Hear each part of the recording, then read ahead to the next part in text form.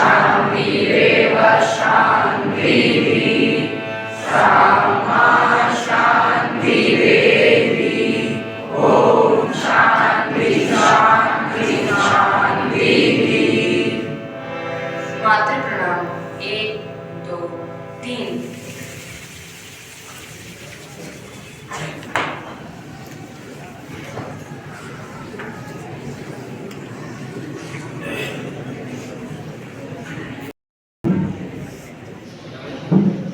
ज्ञानदायिनी मां साहब ने मंच पर उपस्थित सम्मानित अतिथिगण, सम्मानित आचार्य बंधु, प्रिय भैया बहनों, आप सभी लोग मंच पर कुछ महान भाव को देख रहे होंगे। आप सभी शांति कुंज हरिद्वार से चल करके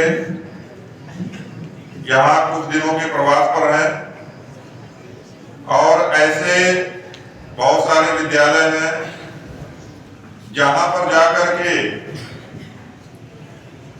जो आज के परिप्रेक्ष्य में जो सबसे महत्वपूर्ण विषय है, आप जैसे युवाओं के बीच जाकर के उनके मध्य कुछ विषय प्रस्तुत कर रहे हैं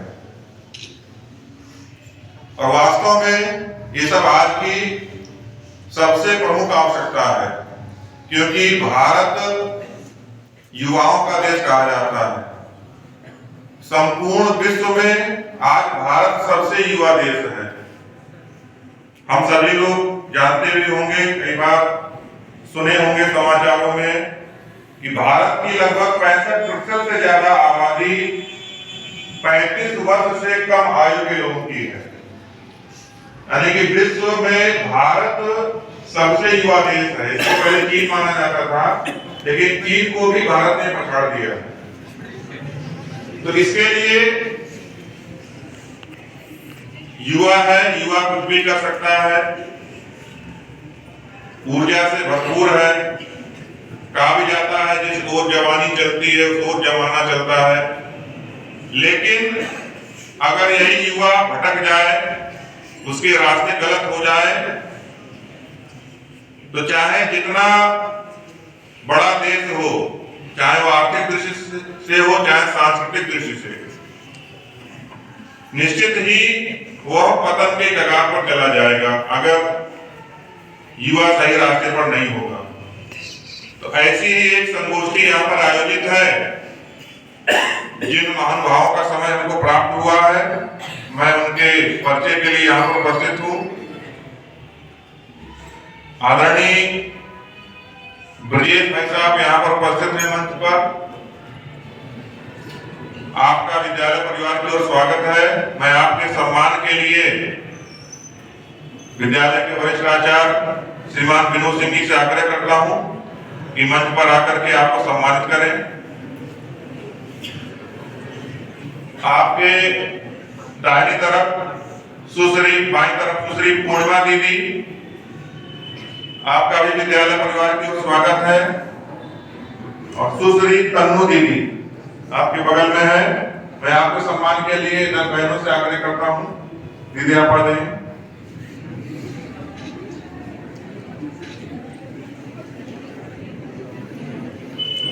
उधर बाईं तरफ श्रीमान जयराम जी आप बैठे हुए हैं। आपके बगल में श्रीमान आकाश जी, श्रीमान नितेश जी और श्रीमान घनश्याम जी। आपका भी विद्यालय परिवार की ओर से हार्दिक स्वागत, वंदन, अभिनंदन है। अब मैं आगे भी कार्यक्रम के लिए सम्मानित मंच से आग्रह करता हूं कि आगे अपने विचार प्रस्तुत करने की कृपा करें। वहां भी प्रसारण भी 11 बजे से प्रसारित किया जाएगा, तो उसको भी हम लोग बैठ करके यहाँ पर सुनेंगे।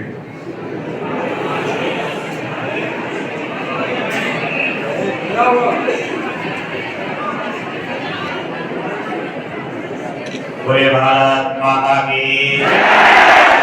भारत माता की, वंदे वंदे वंदे।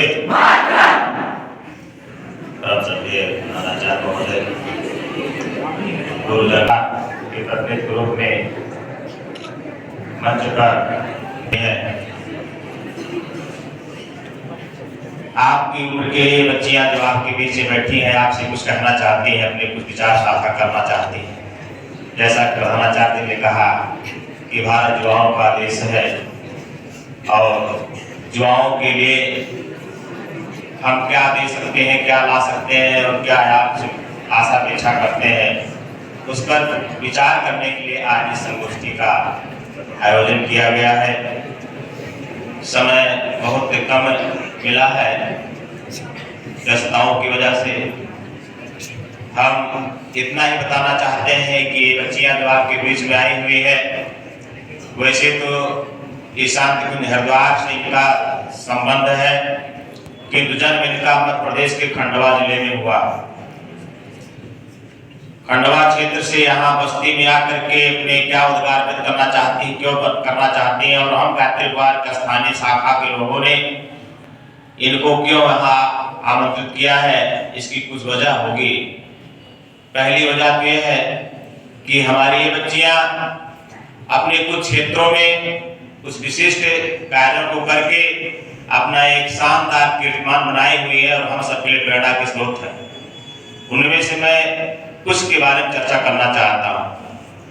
पहली बात तो ये कि आज हम सभी लोग अपने घरों में जानते हैं कि हमारे माता पिता भाई रिश्तेदार कहीं ना कहीं किसी न किसी प्रकार के व्यसन से ग्रस्त हैं।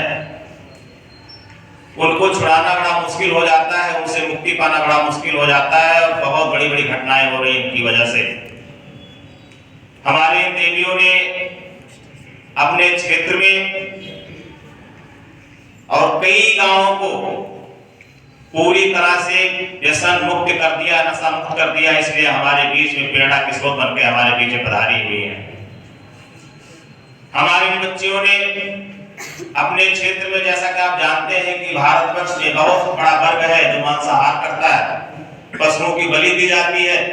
इन बच्चियों से वह पशु बलि, वह निरीह पशुओं की हत्या देखी नहीं गई, इसलिए इन्होंने अपने क्षेत्र में आंदोलन चलाया और जहां जहां भी पशु काटे जाते थे वहां वहां जाकर के इन्होंने पशुओं का गला पकड़ करके और काटने वालों के सामने कहा, पहले मेरे गले काटो फिर पशु काटना होगा।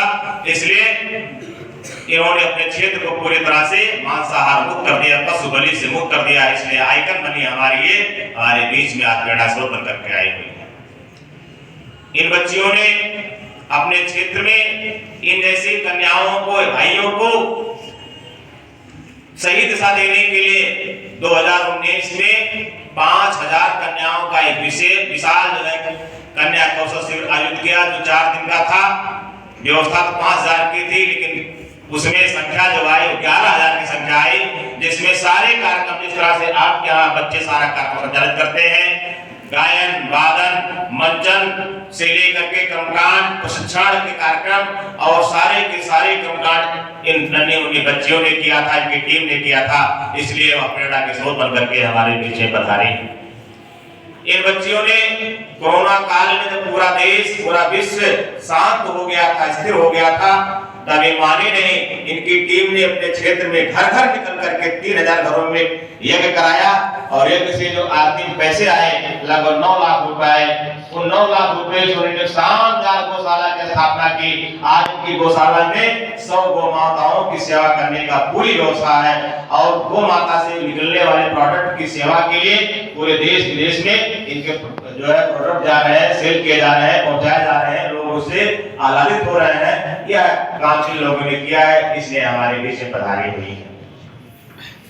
इन बच्चियों ने अभी आने वाले दिनों में, जैसा आप जानते हैं, राष्ट्रीय स्वयं संघ की भी व्यवस्था चल रही है कि गुरुकुलों की स्थापना होनी चाहिए। जैसे आपका विद्यालय एक गुरुकुल जैसा है, ऐसे आश्रम का कॉन्सेप्ट लेकर के इन्होंने 2024 में जुलाई महीने में, आने वाले जुलाई महीने में इन्होंने एक गुरुकुल की स्थापना करने की सारी व्यवस्था बना ली है और जुलाई में उसका उद्घाटन होने जा रहा है। 24000 कन्याओं के लिए उसे व्यवसाय बना चुकी है। इतनी बड़ी व्यवस्था बनाने के नाते इनका हमने अपने जिले में आह्वान किया, यह हमारी प्रेरणा के स्रोत है। इन्होंने अपने क्षेत्र में 251 गांव में टीम बना करके, कन्या मंडल बना करके पूरे क्षेत्र को कन्याओं को जागृत करने के लिए टीम तैयार कर दी है। इसलिए हमारे बीच में आइकन बनकर यहाँ पधारी हुई है। हम बहुत ज्यादा समय नहीं लेना चाहते, बस इतना ही कहना चाहते ये सिर्फ यही नहीं करती है, ये पढ़ती लिखती भी है, ये अभी पढ़ाई भी कर रही है। कोई बीकॉम कर रहा है तो कोई कंप्यूटर साइंस में कुछ कर रहा है, कोई कुछ कर रहा है, कुछ पढ़ रही है, स्वरोजगार के आंदोलन चला रही है, स्वयं के लिए भी और औरों के लिए भी। इसलिए ये सिर्फ और सिर्फ कोई साथी बनकर के नहीं आए, हम सबके बीच में प्रेरणा के स्रोत बनकर आए हैं। हम चाहेंगे इनको हम सब सुने, इनको हम सब समझें, और इसीलिए हम निवेदन करेंगे अपने तन्नो बिटिया से वो आए, अपने उद्गार व्यक्त करें यहाँ भाइयों बहनों के बीच में। तन्नो जी आइए।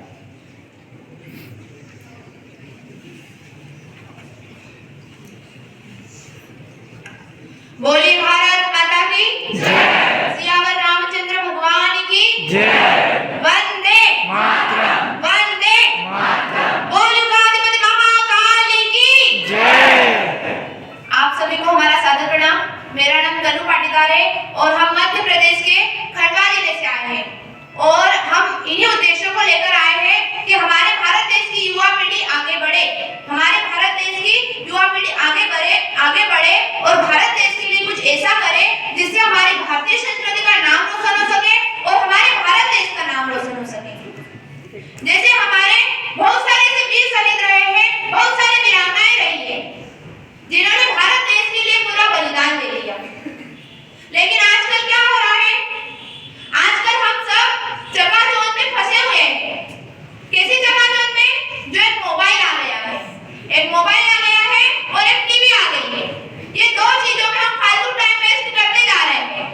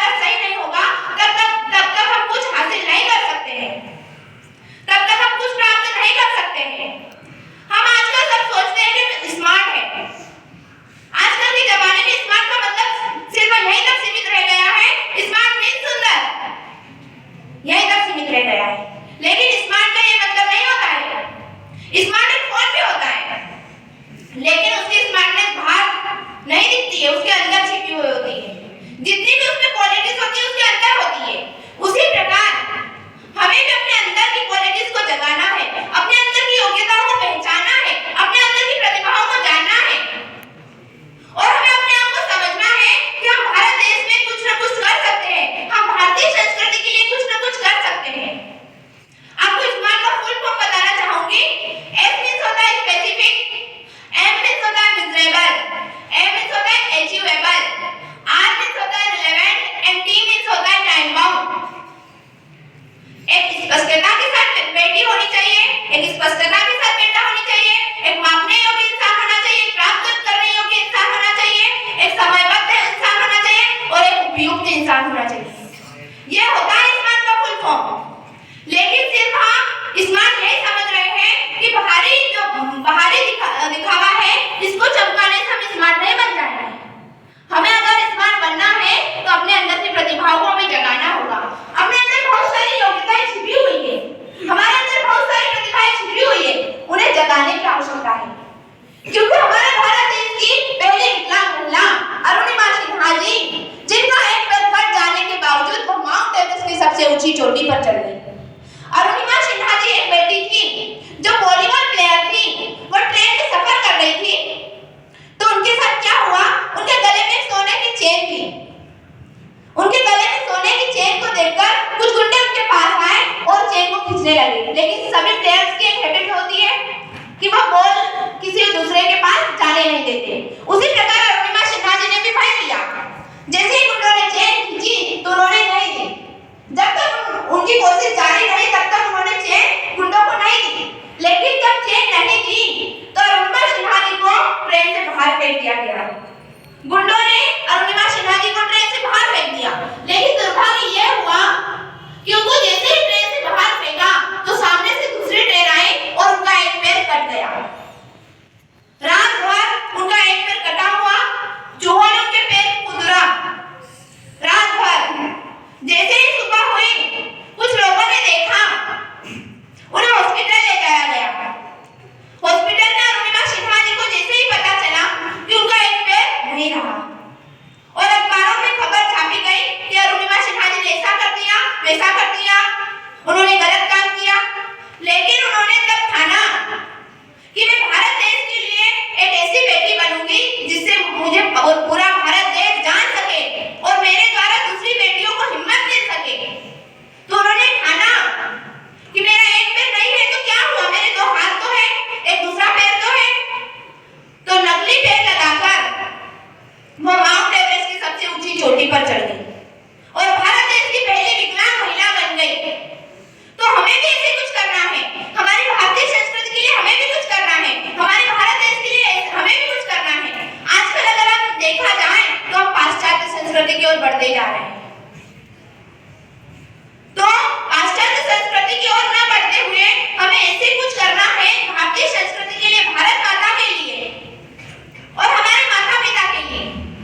हमारे माता पिता, सभी के माता पिता है, किसी के माता पिता बिजनेस करते होंगे, किसी के माता पिता जॉब करते होंगे, किसी के माता पिता फार्मर होंगे। सभी के माता पिता काम करते हैं और वो किसके लिए करते हैं? हमारे लिए, कि हमारी बेटी कुछ बन जाए, हमारा बेटा कुछ बन जाए। लेकिन हम फालतू चीजों में टाइम वेस्ट करते जा रहे हैं। हम नहीं समझ रहे हैं, इस टाइम को हम नहीं समझ रहे हैं कि हम क्या क्या क्या कर सकते हैं। एक महान विचारक ने एक विचार दिया है, लाइफ इज टाइम, दो who love life should not waste it in laziness। जीवन का अर्थ क्या है? जीवन का अर्थ है समय, और जो जीवन से प्यार करते हैं आलस्य में समय ना गवाएं। हमें आलस्य में समय नहीं गवाना है और हमारे सामने बहुत सारी ऐसी सिचुएशंस आएगी क्योंकि हमें लाइफ मिली है, हमें जिंदगी मिली है। तो जिंदगी में बहुत सारी परेशानियां आती है, बहुत सारी मुश्किलें आती है।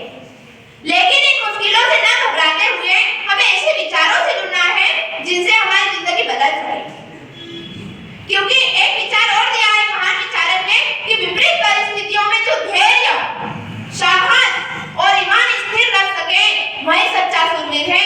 One who maintains his honesty, courage and patience even adversity is truly a brave person। विपरीत परिस्थितियों में जो धैर्य के साथ काम करता है, साहस के साथ काम करता है, वही सच्चा सूरवीर है।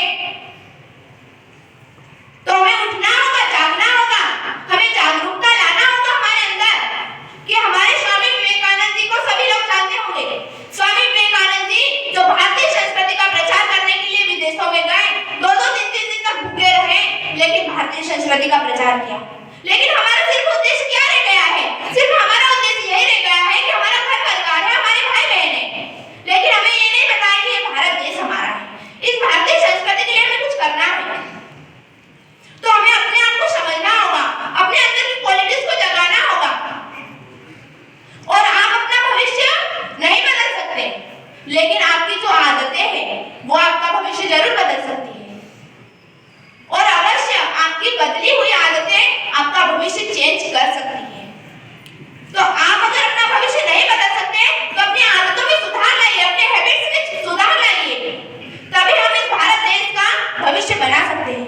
क्योंकि अगर देखिए, झांसी की रानी लक्ष्मीबाई अगर वह अंग्रेजों से नहीं लड़ती, रानी अवंतिकाबाई, रानी अहिल्याबाई, सरोजिनी नायडू, ये अगर हमारे भारत देश के लिए कुछ नहीं करते ना, तो हम इस स्वतंत्र भारत देश के साथ नहीं ले पाते, हमें स्वतंत्रता नहीं मिल पाती। लेकिन हम उनके बारे में बिल्कुल नहीं सोचते।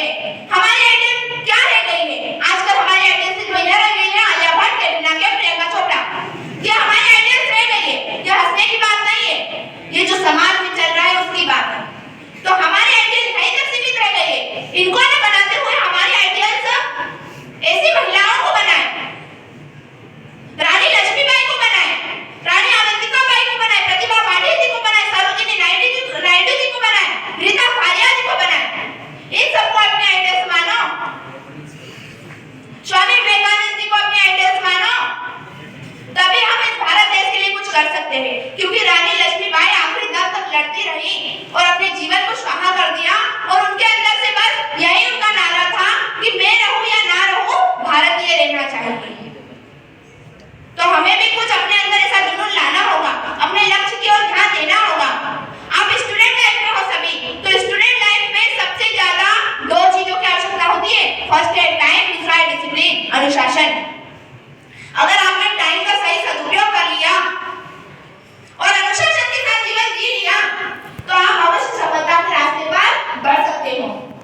तो आप सभी भी स्टूडेंट हैं, हम भी पढ़ाई लिखाई करते हैं, लेकिन पढ़ाई लिखाई के साथ हमने ये संकल्प लिया है कि हम पढ़ाई लिखाई भी करेंगे, लेकिन अपने भारतीय संस्कृति, अपनी भारत माता और अपने भारत देश के लिए अपने समय में से थोड़ा भी समझदार समाज की सेवा के लिए जरूर निकालेंगे। तो सभी से निवेदन है कि आप भी ऐसे कार्यक्रमों से जुड़े जिससे हमारा भविष्य बनने जा रहा है, जिससे हम कुछ प्रेरणा पा सकते हैं, जिससे हमें कुछ सीखने के लिए मिल रहा है। ऐसी चीजों में टाइम को वेस्ट करो, ये आपका बहुत अमूल्य समय है। इसे पहचानो, जानो और अपने अंदर की प्रतिभाओं को जानो। जब तक आप अपने अंदर की प्रतिभाओं को नहीं जानोगे, तब तक आप कुछ नहीं कर सकते। हम किसी भी चीज में हंसने लग जाते हैं, हम अपने आप को ओवर स्मार्ट समझते हैं। तो अपने आप को ओवर स्मार्ट मत समझो, सिर्फ स्मार्ट तक सीमित रहने दो।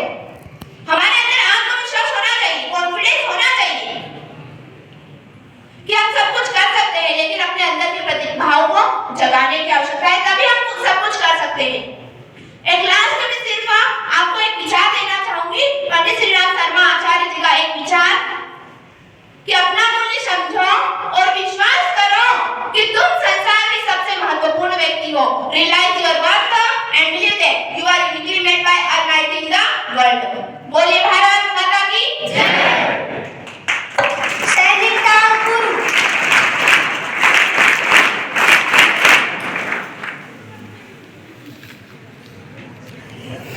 बहुत बहुत धन्यवाद भैया को। भैया बहनों, आप सभी जानते हैं कि आज की दुनिया और हम सब दो अक्षरों के बीच में सिमट कर चल रहे हैं। पहला अक्षर डी और दूसरा अक्षर डी। डी फॉर बर्थ और डी फॉर डेथ। बर्थ तो हो चुका है, जो माता पिता ने हमें जन्म दे दिया है। डी फॉर डेथ होनी है, वो कब हो जाए इसके बारे में कोई नहीं जानता, वो ईश्वर के हाथ में है। लेकिन डी और डी के बीच में जो तीसरा अक्षर है वो सी है। सी हमारे नियंत्रण में है, जो चाहे सो कर सकते हैं। सी फॉर चॉइस, आपका चयन करने का अधिकार है कि आप बनना क्या चाहते हैं।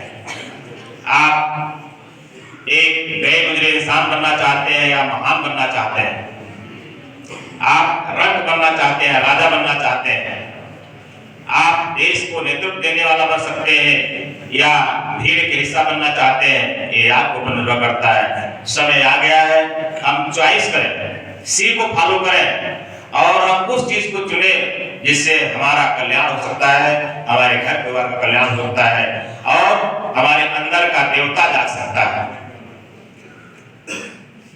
हम अपने अंदर के देवता को कैसे जगा सकते हैं, हम अपना कल्याण कैसे कर सकते हैं, अपने माँ बाप का नाम रोशन कैसे कर सकते हैं, अपने गुरुजनों का नाम रोशन कैसे कर सकते हैं, भारत वर्ष के लिए, धरती माँ के लिए कैसे क्या कर सकते हैं, इस पर विशेष विचार सुनने के लिए हम आमंत्रित करना चाहते हैं अपने पूर्णिमा बिटिया को आए, अपने उद्गार करें आप सबके बीच में। आप सभी लोग धैर्य से सुने, ध्यान से सुने और जो नोट करने लायक चीज उसे नोट करें, अपने जीवन में उतारने की कोशिश करें। आदरणीय पूर्णिमा जी उसी को हम इस गीत के माध्यम से जानने की कोशिश करते हैं। आइए सभी लोग हमारे साथ गीत दोहराएंगे और गीत के साथ ताली भी बजाएंगे। राम नहीं है नारा बस विश्वास है, राम नहीं है नारा बस विश्वास है, भौतिकता की नहीं हृदय की प्यास है, भौतिकता की नहीं हृदय की प्यास है, राम नहीं है नारा बस विश्वास है, राम नहीं है नारा बस विश्वास है, राम नहीं मिलते हैं इतने कारों में, राम नहीं मिलते हैं इतने कारों में, राम मिले निर्धन के आंसू की धारों में, राम मिले निर्धन के आंसू की धारों में, राम नहीं है नारा बस विश्वास है, राम नहीं है नारा बस विश्वास है, भौतिकता की नहीं हृदय की प्यास है, भौतिकता की नहीं हृदय की प्यास है, राम नहीं है नारा बस विश्वास है,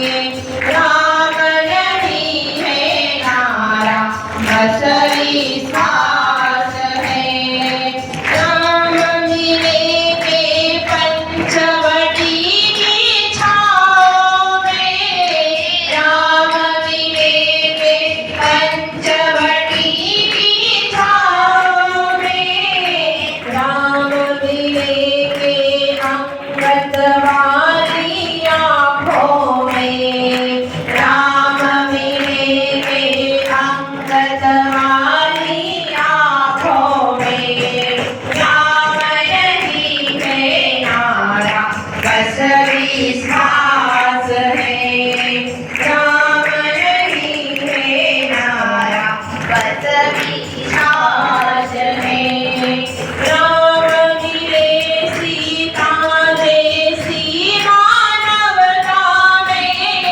राम मिले सीता देसी मानवता में, राम मिले अनुसैया सी पावनता में,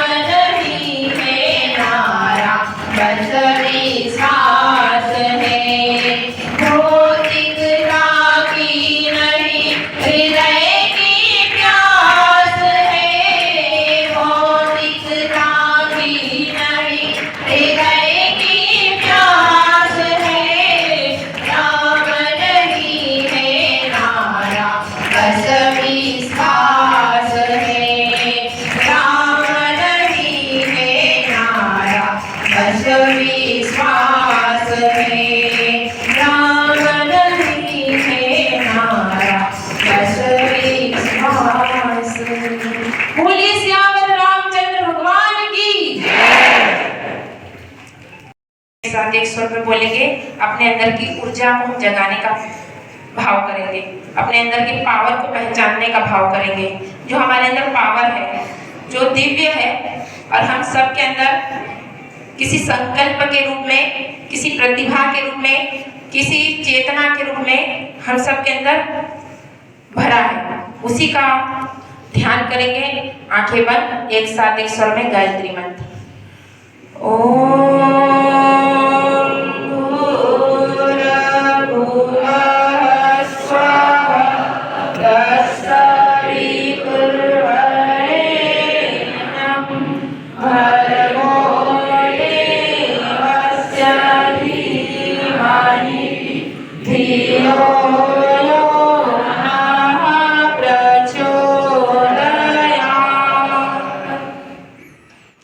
मन को शांत रखेंगे, बातचीत नहीं करेंगे, क्योंकि जो समय है हमारे लिए बहुत कीमती है। हम आपके बीच में आए, थोड़ा सा समय मिला है, और थोड़े से समय में हमको कुछ बताना है, कुछ देना है, और देने के लिए हमारे पास हमारे अनुभव से नहीं बताना चाहते।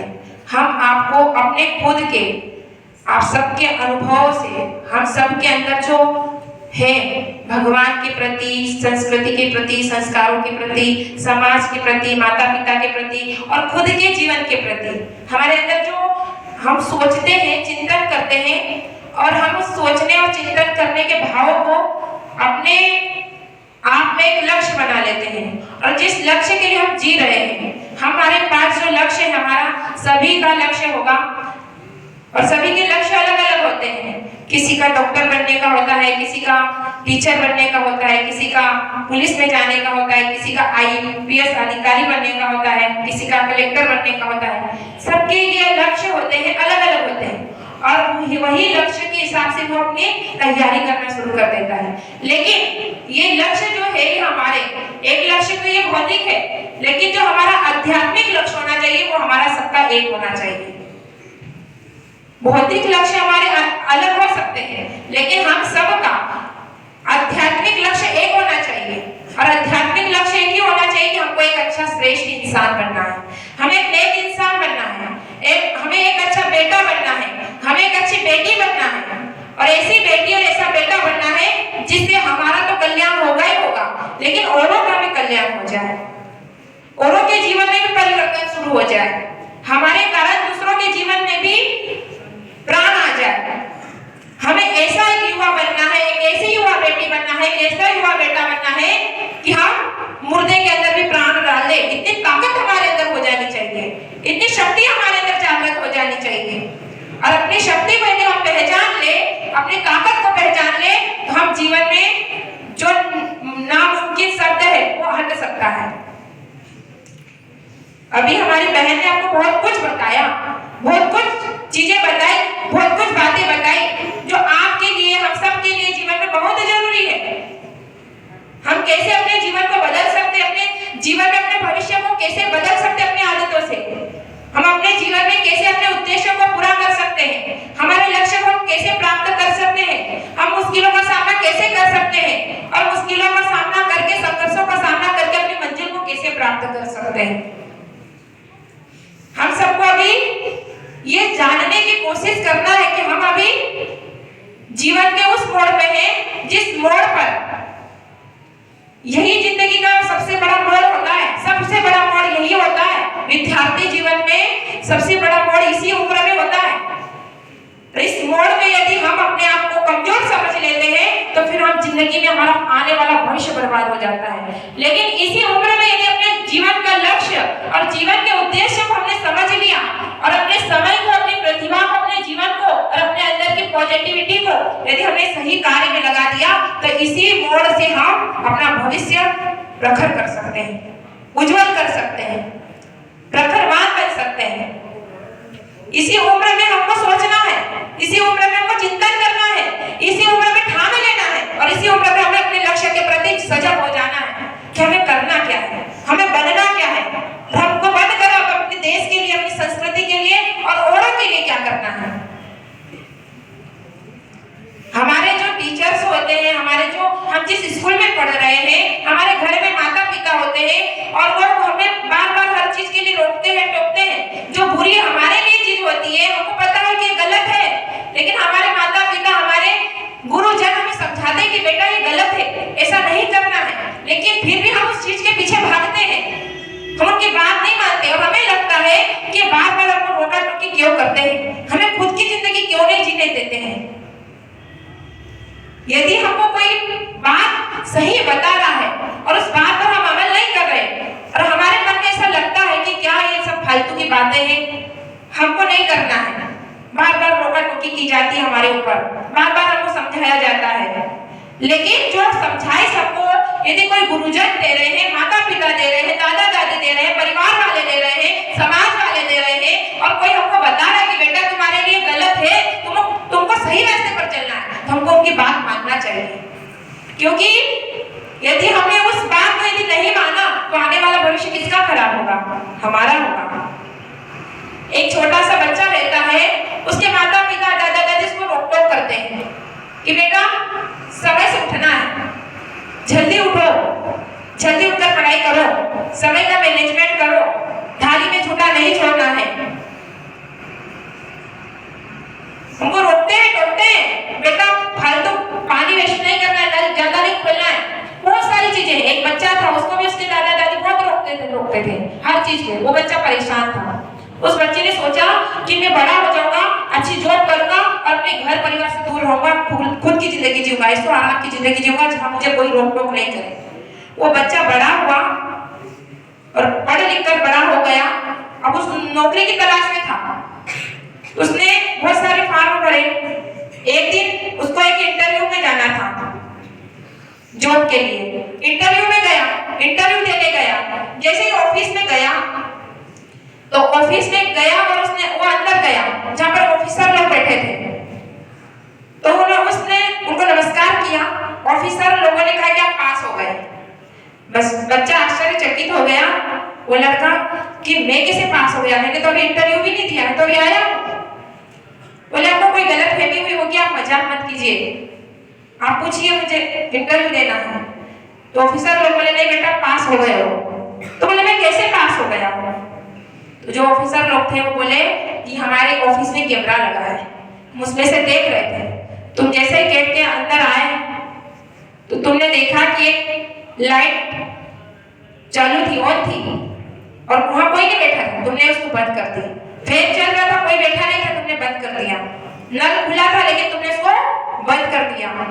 सामने पॉलीथीन प्लास्टिक पड़ी थी, तुमने उसको डस्टबिन में डाल दिया। हमको ऐसे ही एक ऑफिसर की आवश्यकता है जो सही सुव्यवस्थित जीवन जीता हो। वो बच्चा अपने घर गया और फुट फुट कर रोने लगा, माता पिता को गले लगने लगा। माता पिता ने कहा बेटा तू रो क्यों रहा है?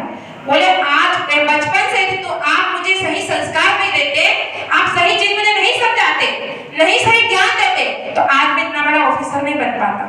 आपकी वजह से, आपके संस्कारों की वजह से मुझे ये पद मिला है। तो हमें जो संस्कार हमारी संस्कृति दे रही है, हमारा समाज दे रहा है, उन संस्कारों को अपने जीवन में उतारना चाहिए। जिस देश में रह रहे हैं, जिस देश को हम अपना देश मानते हैं, हम सभी लोग भारतवासी हैं, हमें भारतवासी बनने में और भारतवासी कहने में गर्व होना चाहिए। लेकिन आज के समय में बहुत सारे बच्चे हैं जिनको गर्व नहीं महसूस होता। उनको लगता है कि आज जो वेस्टर्न कल्चर आ गया है, पाश्चात्य संस्कृति आ गई है, उसी को अपनाने से हम मॉडल दिखेंगे, हम उसी को पहनने से, उसी के जो वेशभूषा से पहनने से हम अच्छे दिखेंगे, उसी को अपनाने से हम फैसिलिटी के जमाने में जीने लायक दिखेंगे। ऐसा नहीं है। हम जिस देश में रह रहे हैं, जिस देश का खा रहे हैं, जिस देश के कहला रहे हैं, उस देश की हर चीज हमारे ऊपर होनी चाहिए। उस देश का हर चीज हमें अपने जीवन में उतारना चाहिए, तब जाकर हम दिखेंगे कि हम भारतवासी हैं और हम अपने देश का, अपनी संस्कृति का नाम रोशन करने वाले हैं। तो मैं आपसे यही निवेदन करूंगी, जितने भी भाई बहन हैं, हम भी आपके जैसे स्टूडेंट लाइफ में हैं, इस कॉलेज कर रहे हैं, लेकिन जितना हमारा अनुभव है, जितना हमने सीखा और जितना हमने गायत्री परिवार से, आरएसएस से जुड़कर हमने आरएसएस की बहुत सारी क्लासेस अटेंड की और उसमें हमने आत्म सुरक्षा, बहुत सारी चीजें हमने उसमें सीखी और उसमें से हमको महसूस हुआ कि जिंदगी कितनी अच्छी है, कितनी शानदार है। बस हमको जीना आना चाहिए और जिंदगी को जीने के लिए हमें अपने मन को बदलना पड़ेगा, अपने मन को एकाग्र करना पड़ेगा और जो चीज के लिए हम जो चीज पाना चाहते हैं वो चीज हमें मिल सकती है, लेकिन आसानी से मिल सकती है, लेकिन कब मिलेगी? जब हम उसके प्रति पूरा मन को एकाग्र कर लेंगे, हम पूरा उसके प्रति अपने अंदर का जुनून जगा लेंगे। आपको जो बनना है बनिए, लेकिन साथ में एक ही बात कहूंगी कि आप एक अच्छा इंसान बनने के लिए पूरी कोशिश कीजिए, क्योंकि आज हमारे देश में एक अच्छे बेटा और एक अच्छी बेटी की आवश्यकता है, क्योंकि आज युवाओं को आगे आना है। हमारे भारत देश में दो चीजें हमारे समाज को खोखला कर रही है, एक चीज है भाइयों में नशा और बहनों में फैशन। यदि ये दो चीजें सुधर जाए तो हमारा देश, भारत देश युवाओं का देश है। हमारा देश 35 वर्ष का युवा भारत देश है। यदि भारत का हर युवा अपनी भारतीय संस्कृति के हिसाब से जिंदगी जिए तो हमारे देश को आज भी सोने की चिड़िया बनने से कोई रोक नहीं सकता।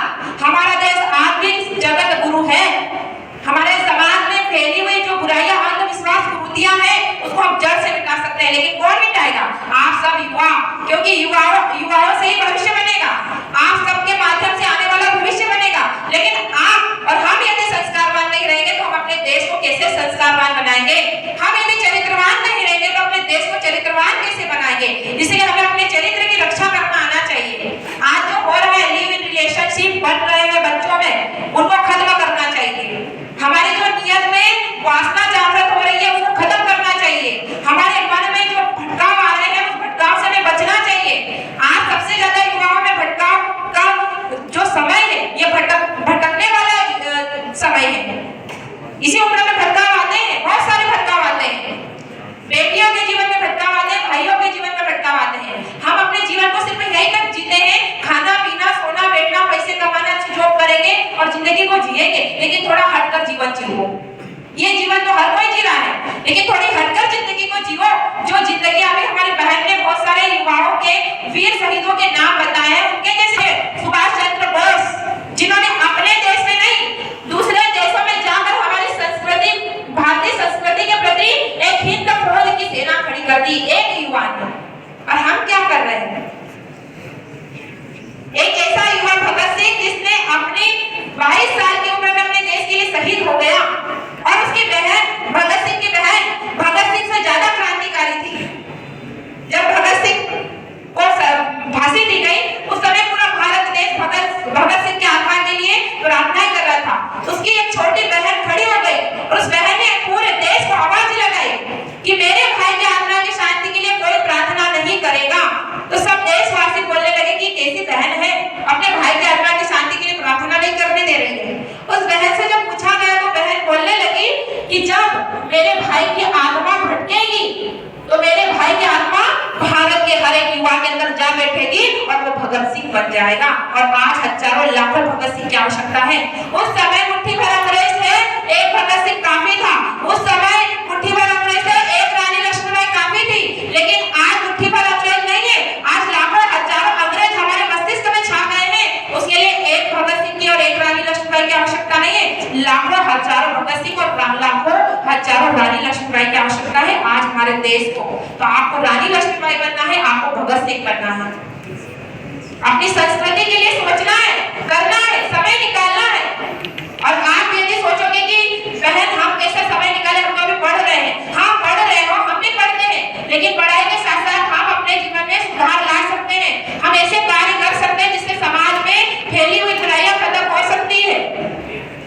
बोलिए भारत माता की। तो आप अपने जीवन में संकल्प लेकर जाएंगे कि आज से हम थोड़ा समय अपनी संस्कृति के लिए, अपने समाज के लिए निकालेंगे और अपने जीवन में आदतों को बदलाव करेंगे। जो हमारी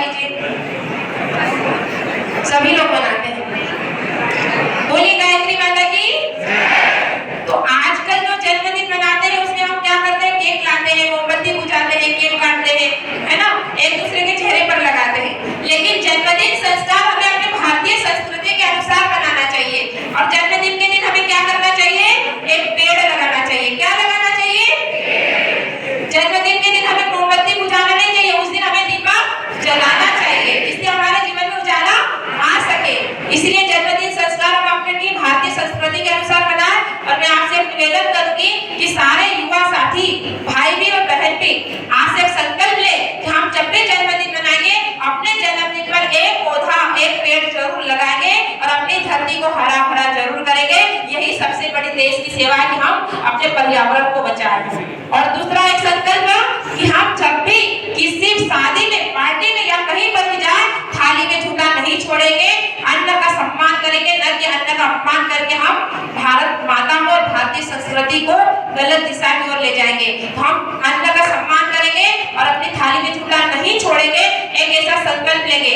आप सभी युवा बताइए कि यदि हम पढ़ लिख गए हैं, बड़े बड़े जॉब कर रहे हैं और यदि हम किसी शादी में जाकर भरी थाली झूठा छोड़ रहे हैं तो फिर हमारी शिक्षा किस काम की?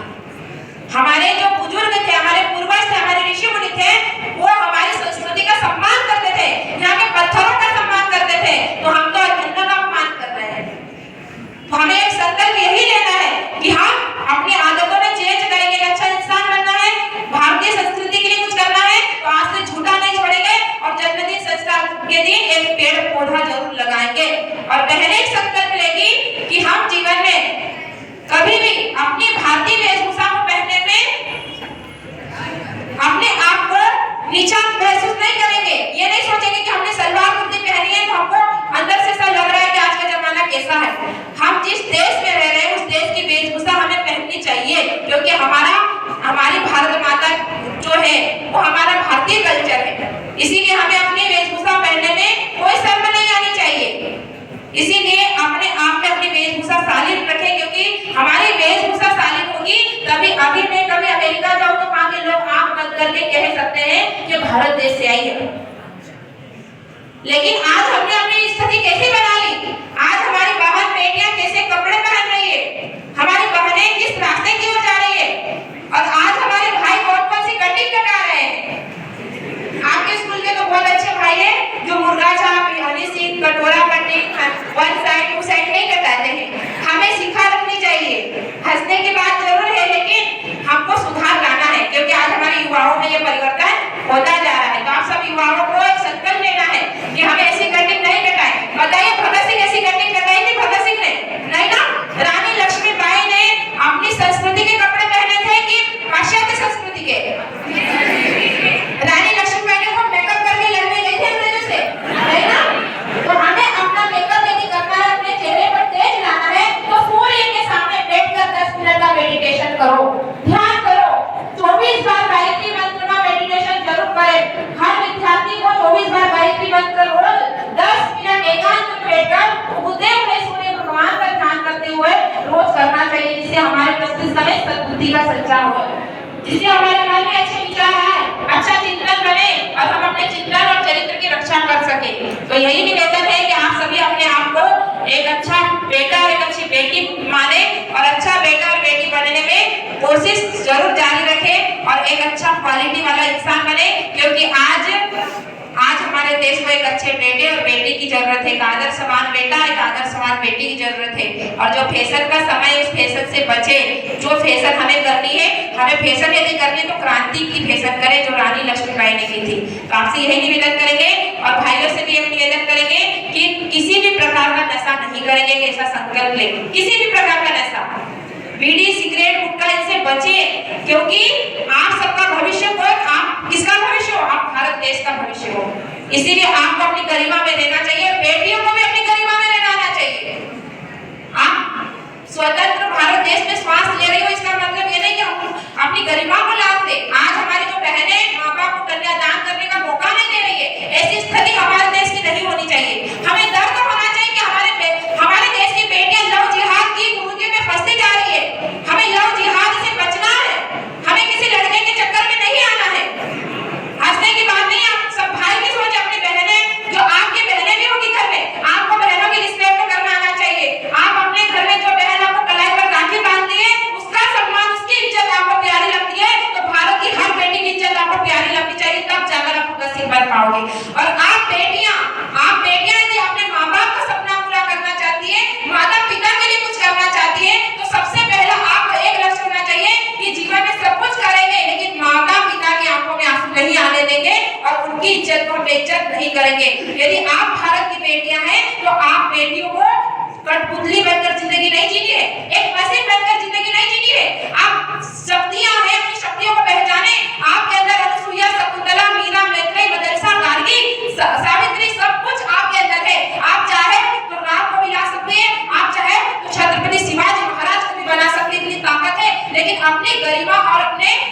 मर्यादा में रहकर। एक समुद्र होता है, यदि वो समुद्र अपनी सीमा लांघ देना तो पूरी दुनिया में प्रलय आ सकता है, लेकिन समुद्र अपनी सीमाओं से बंधा है। उसी प्रकार हर बेटे को अपनी सीमाओं में बंद कर देना चाहिए, क्योंकि एक नारी, एक बेटी यदि अपनी सीमा लांघ देती है ना, उसे पूरी दुनिया में भ्रष्टाचार बढ़ सकता है, उस पूरी दुनिया का दिमाग भ्रष्ट हो सकता है। आप पूरे भारत का भविष्य हो बेटियां, इसीलिए अपनी गरिमा को समझो, अपने अपने अंदर की सोई हुई शक्तियों को जगा। हम एक बेटी गर्व करो और बेटी होने पर गर्व करो। भाई अपने आप पर गर्व करते हैं, बेटियों को भी अपने आप पर गर्व करना चाहिए कि मैं बेटी हूँ, मैं घर को संभाल सकती हूँ, मैं परिवार को संभाल सकती हूँ, मैं समाज को संभाल सकती हूँ। और जब मेरे देश में कोई बुराइयां आएगी उस समय मैं दुर्गा शक्ति भी बन सकती हूँ। कोई लड़का सड़क में छेड़े उस समय आप दुर्गा बन जाओ, और घर में यदि माँ की हाथ बटाना है उस समय माता अन्नपूर्णा बनकर गोल रोटी भी बना सकती है। ये सारी शक्तियां होनी चाहिए। आप यही मत सोचो कि हम पढ़ लिख कर कुछ बन जाएंगे, चूल्हा चौका कौन संभाले। चूल्हा चौका भी संभालो, क्योंकि वो कोई नहीं संभाल सकता, वो आप ही संभाल सकते हो, क्योंकि उतनी ताकत आपके अंदर है, क्योंकि आप माता अन्नपूर्णा हो। इसीलिए हम खाना भी बनाएंगे, खेत में काम करें तो वो भी कर सकते हैं, झाड़ू भी लगा सकते हैं, पोछा भी लगा सकते हैं, एक IAS ऑफिसर भी बन सकते हैं, और जब समाज बिगड़ेगा तो एक ब्रह्मवादिनी भी बन सकते हैं।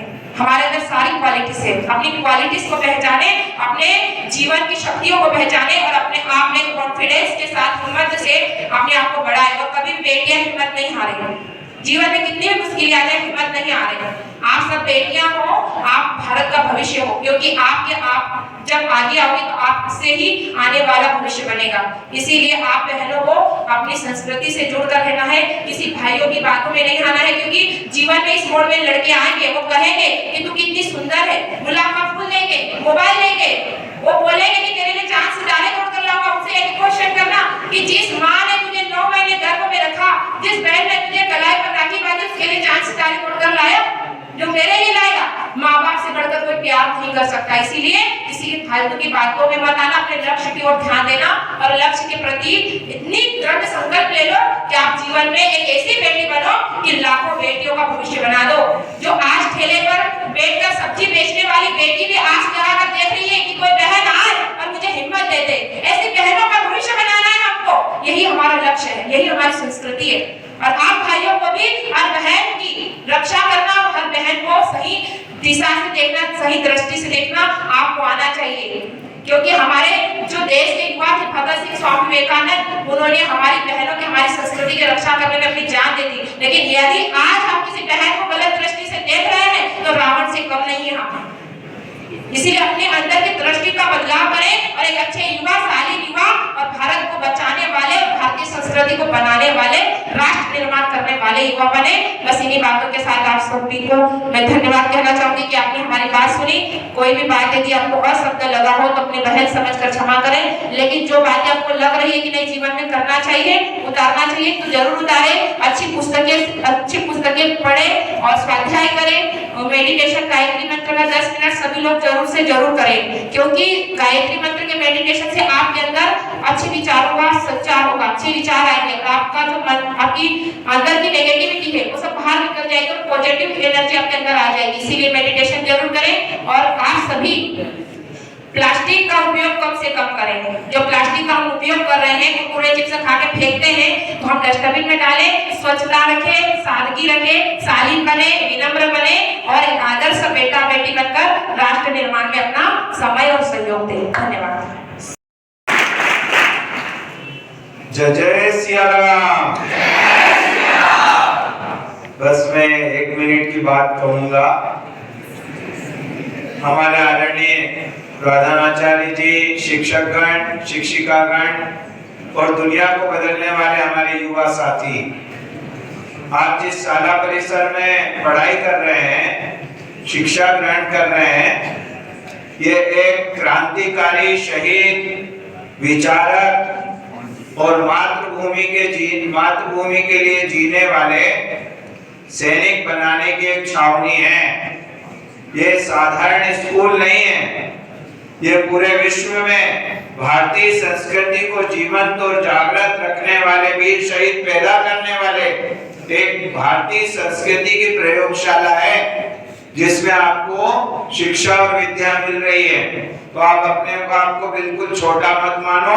भारतीय संस्कृति के लिए जीने वाला हमेशा उच्च शिखर पर ही माना गया है। दूसरी बड़ी बड़ी स्कूलों में टाई बेल्ट, अंग्रेजी बोलने वाले, जूते चमकाने वाले जो भी बच्चे हैं वो बाहरी आवरण से ठीक हो सकते हैं, लेकिन अंदर की आत्मा को मजबूत करने वाले आप सब बच्चे हैं। आप सबके उज्जवल भविष्य की मंगल कामना करता हूँ और आप सबके लिए भगवान से हमेशा प्रार्थना करता रहूंगा कि भारतीय संस्कृति को जीवंत और जिंदा रखने वाले आप वीर सैनिक बनकर पूरे देश में भारत का नाम रोशन करेंगे। धन्यवाद।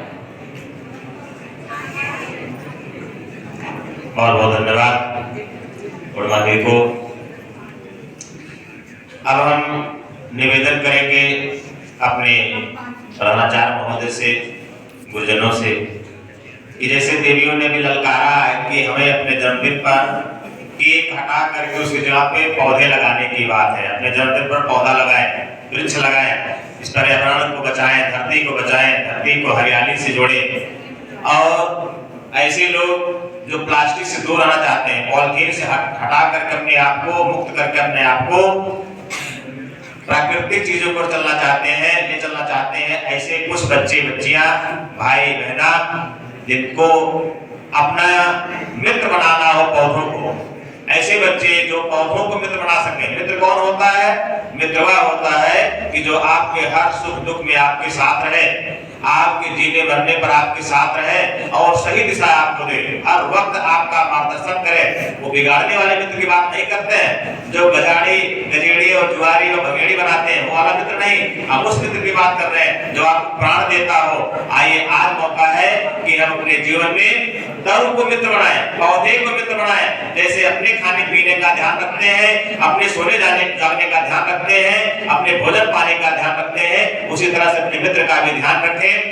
ऐसे जुआ, ऐसे बच्चे शायद हो चुका है, इन बच्चों को आज पौधा दिया जाएगा। क्या आप सभी लोग इन पौधों को अपना मित्र बनाने के सहमत हैं? तैयार है? आप इनके खाना पानी, खाद पानी, गिराई होगा देंगे ना? ये खुद अन्य नहीं देंगे ना, ये पूरी देख करेंगे। इसलिए आपका धन्यवाद।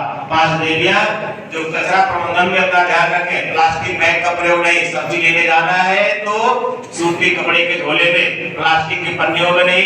कुरकुरे जो आप खाती हैं जिसको इधर उधर फेंकना नहीं है, तो उसका कचरा जो भी कचरा निकलता है सही जगह डालना है, ये संकल्प लेना नहीं लेना। आइए, ऐसी बच्चियों का भी चयन हम निवेदन करेंगे प्रधानाचार्य महोदय से कि आए और इन बच्चों को यह प्रसाद वितरण करें, प्रदान करें।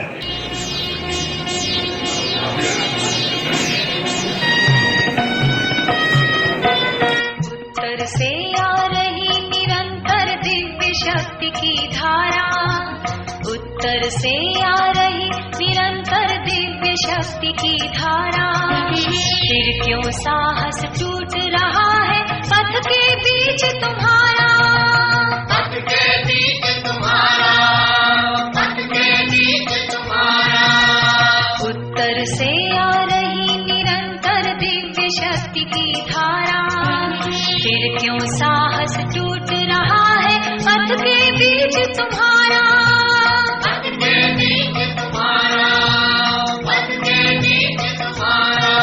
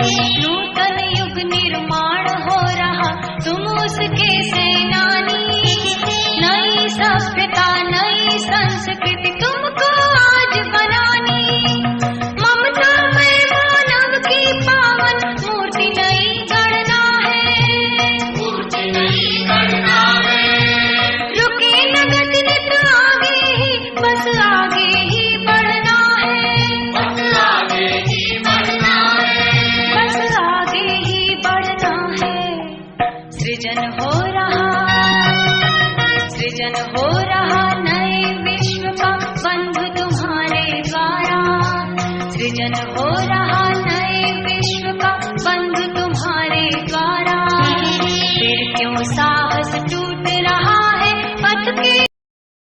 आज के इस